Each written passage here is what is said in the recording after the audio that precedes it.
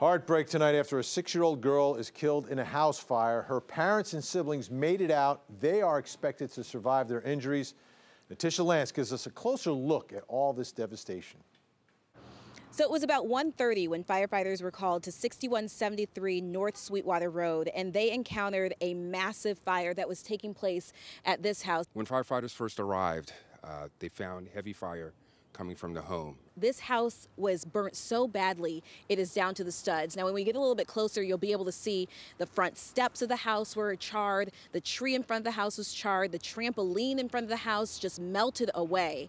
This is an active investigation. Authorities tell us a 6-year-old little girl died. We don't know the cause of death or why she wasn't able to make it out of the house when her parents and her siblings were. So that's still a big question as this investigation will be underway.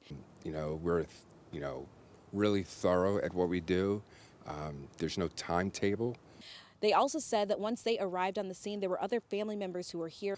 It was emotional, upon arrival. I mean, anytime you have injuries and based on the circumstances, it's traumatic. Now that we're closer, you can really smell the smell of smoke in the air still. There was some smoke that was still billowing off the house. And now that you get this closer look, you can really see what I was talking about, just at how damaged this house was. And look down here.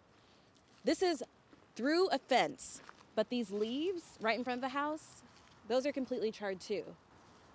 Charred away, and it smells almost like a bonfire. We did speak to some neighbors, one who said her dad tried to help when he saw the fire. It sounded like someone screaming and different things like that.